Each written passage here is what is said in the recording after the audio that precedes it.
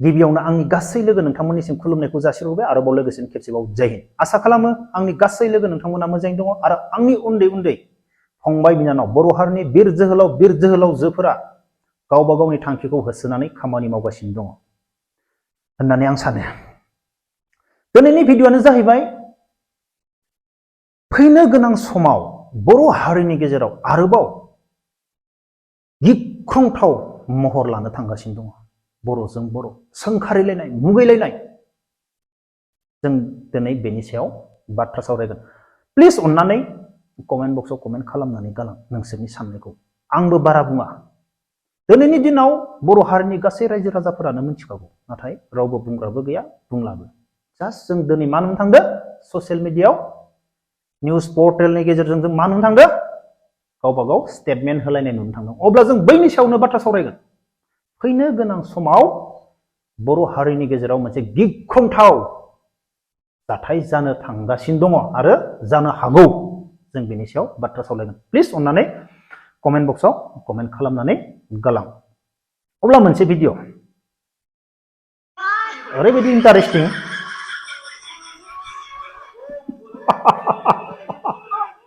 थैबायलै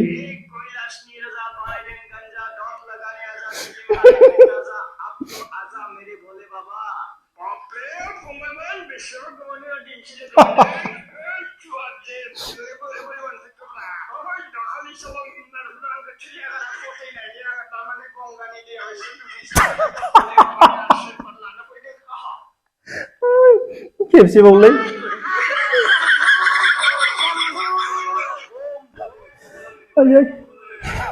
खेबसे नायबावनि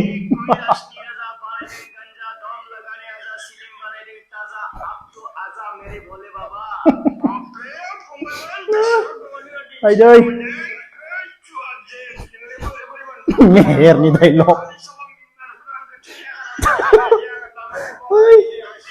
आयदै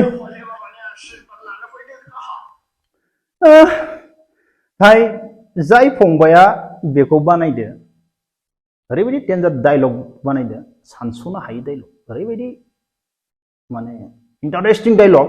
बे डायलगनि थाखाय जाय फंबाया बानायदो आंखौ लोगो हमनानै आंनिफ्राय 2000 फैसा लांनो हागोन। आं नोंनो 2000 फैसा होनाय जागोन बे डायलगनि थाखाय। प्लिज जाय बानायदो आंखौ लोगो हमनानै आंखौ कन्टेक्ट खालामनानै आंनिफ्राय 2000 रां मोनगोन नों बे डायलगनि थाखाय। अब्ला जियानो जा, फैनो गोनां समाव बर' हारिनि गेजेराव गिख्रंथाव महर लानो थांगासिनो दङ। आं बारा बुङा दै, बारा बुंनो हाया आरो थाखा फैसानि थाखाय बुंबाथ' मा आरो बांसिन गाज्रि जाबावगोन। गासैबो दिनै बर' हारिनि रायजो राजाफोरा गासैबो मिथिखागौ माबायदि लामा लादो मा जाहैगोन। थांनाय सानसेयाव जों नुनो मोनबाय गावबा गाव दा निउज पर्टेलाव गावबा गाव स्टेटमेन्ट होनायखौ, बे स्टेटमेन्ट होनायखौ लानानै जोङो मा फैनो गोनां समखौ जों मा नुहुरदों बर' हारिनि गेजेराव एना एनि माने गिख्रंथाव जों नुहुरदों। अब्ला बेनि सायाव जों फंनैसो बाथ्रा सावरायगोन। जियानो जा आं फंसे बाथ्रा बुंग्रोनि। जेरै गंसे न'खर, फिसालाया हिनजाव लाबबाय, बेनिफ्राय बिखुनजोआ बिहामजोखौ आंनि बिहामजोआ ओंखामखौनो मोजां संनो रोङा, फुङाव थाब सिखारा, थोरसि सुवा, जानानै थोरसियाव आखाइ सुना दोननानै गारनानै थाङो, सिथ्ला सिबा, सिखारा, खामानि मावा, ओंख्रि संनांगौब्ला मा थाव बुरजा बुरजा होनानै सङो। बेफोरबायदि गामियाव थांनानै जोंनि बर' समाजावसो दंखायो, गामियाव जमा ओरैनिफ्राय फैजोबनानै जमा जिरायनानै रायलायनाय ना, जोंनि बर' समाजाव दंखायो ना, गामियाव जमा जमा जिरायनानै बाथ्रा सावरायलायबाय थानाय। सोरबा लामाथिं थाङोब्ला बेनि बागै सावरायगोन, सोरबा बिथिं थाङोब्ला बेनि बागै सावरायगोन। जोंनिया बर' समाजाव बेफोरबायदि गोबां सावरायलायो दाब दाब गामिफोराव जों नुनो मोनो। अब्ला बिखुनजोआ गावनि बिहामजोखौ गामियाव बेफोरबायदि बाथ्रा खोन्थाथिंहैनानै मायबा मोनसे मुलाम्फा जागोन ना, सलुसन जागोन ना?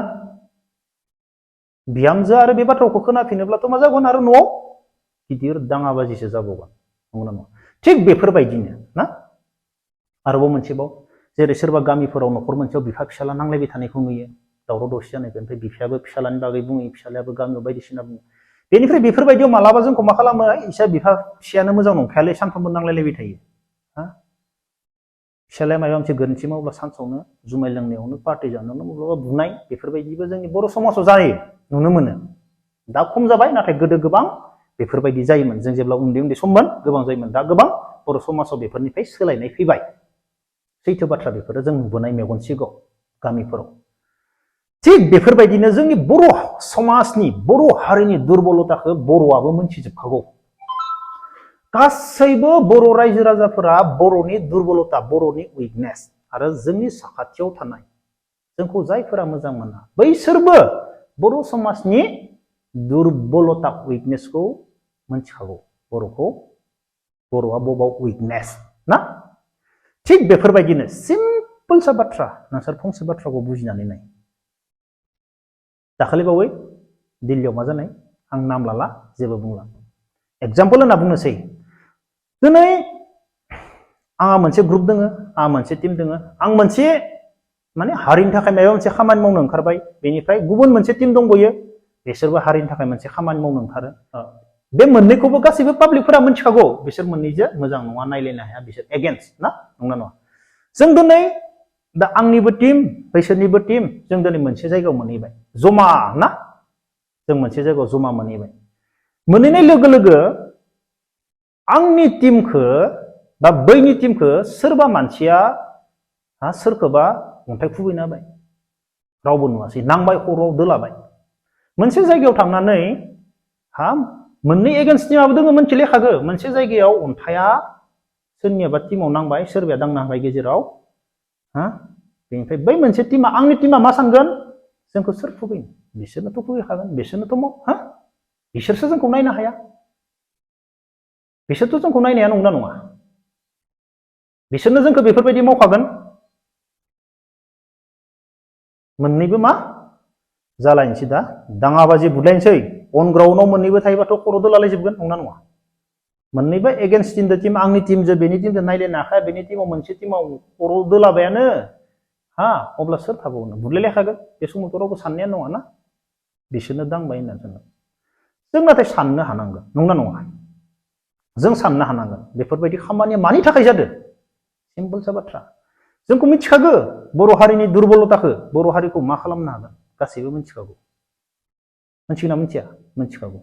अब्ला आं बेखौनो सानो, दिनै जाबायदि निउस पर्टेलाव गावबा गाव स्टेटमेन्ट होनायखौ नुनो मोनदों, गावबा गावनि बाथ्रा बुंनायखौ जों नुनो मोनदों, ओरैबायदि जों होग्राया होबाय थागोन, बुंग्राया बुंबाय थागोन, नाथाय जों गेजेराव जोंफोर बुजियाब्ला ओरैबायदि मोनसे गिख्रंथाव बर' हारिनि गेजेराव सोमजिबावगोन। बुदलायनायखौ दोनथ', नायनो बालायनायखौथ' बुंनो नांखाया, बर'नि गेजेराव जों बर'जों बर' बे मानसिया नायलायनो बानाय, मुगैलायनाय, सोंखारिलायनायखौ दंखायो। बे आरोबाव ओरैबायदि जों गावनो बुजिनो रोङाब्ला ओरैबायदि सोंखारिलायबावगोन बर'जों बर', माने जों गावजों गाव जेबो खालामाब्लाबो जोंनि गेजेराव सोरबा अर सुनानै होगोन, अब्लानिया जोंजोंनो जों बुथारलायना थैगोन। दिनैनि दिनाव सोरबा मोनसे हानजाया बड'लेण्ड बिबाय थानाय समाव सोरबाया बिसोरनि मानसिखौ सोरबाया माबा मोनसे खालामना होबाय गेजेराव ना, बैसोर खामालासिनो गेजेराव सोरबाया माबा मोनसे खालामना होबाय, अब्लानिया दाबाय जों बर'जों बर' बुलायलायथारगोनलै, मा जागोन। आं बारा बुङासै बे बाथ्राखौ, आं बारा बुङासै, नोंसोर बुजिनानै ला।